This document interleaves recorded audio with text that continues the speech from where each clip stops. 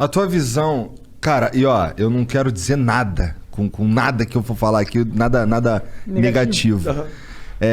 A tua visão, pelo que parece aí, é uma visão do cristianismo que tem bastante ligação com o humano, como você falou, né? Tu pega ali os ensinamentos, eu imagino, tu pega os ensinamentos ali e tal e aplica isso na vida real, né?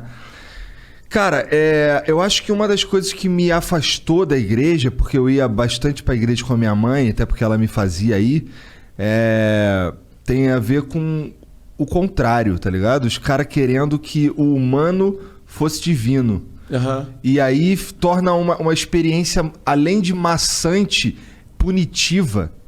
Tua visão é diferente disso, eu imagino. É bem diferente disso.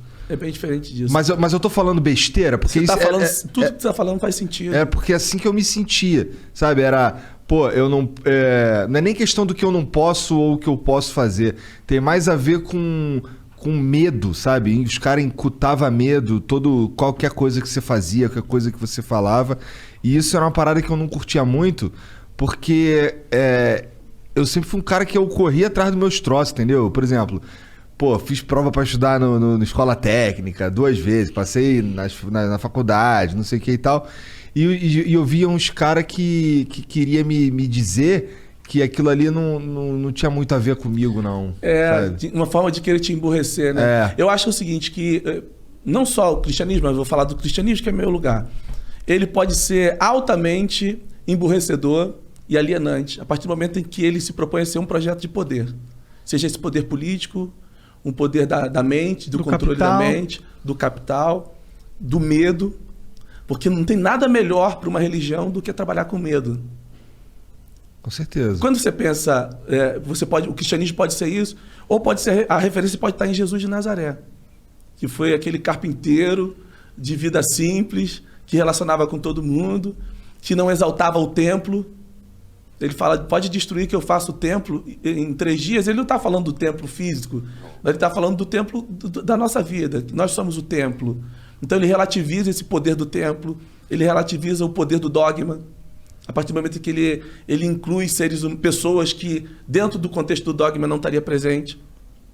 Ele acolhe publicanos, pessoas que tinham comportamentos do ponto de vista religioso reprovável, mas ele acolhe dando oportunidade de mudanças na caminhada.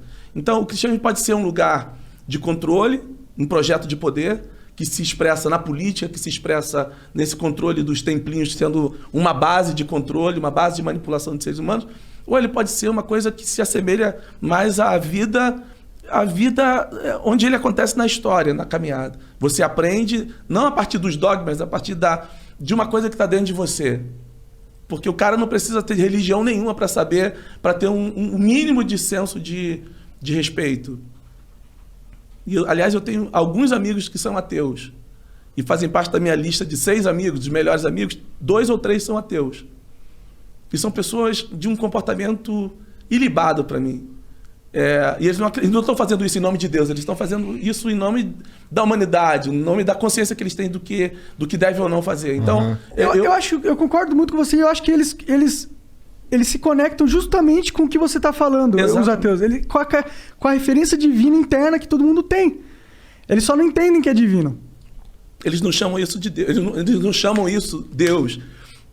Aliás, Deus não é o nome de Deus. Deus é um título, né? Qual é o nome de Deus? Sei então lá. É uma pergunta interessante, né? Então, dentro do cristianismo, dentro das mais variadas expressões religiosas, Deus vai ter um nome. Mas, na verdade, Deus não é o nome de Deus. Deus é maior que o nome dele, né? É maior que o nome dele. Maior do que as religiões, maior do que o cristianismo, inclusive, que dentro do Ocidente é a maior religião. Então, assim, eu penso muito o sagrado a partir dessa expressão. E isso é libertador, isso é liberdade. Liberdade não é uma coisa que combina muito bem com uma religião que se propõe a ser controladora, né? Hegemônica. Sim.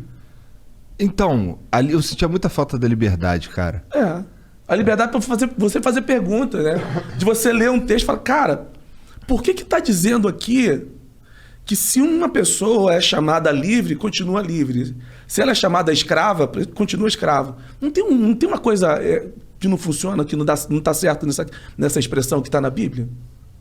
Não, mas o controle vai dizer que não pode fazer pergunta, porque o livro é inerrante.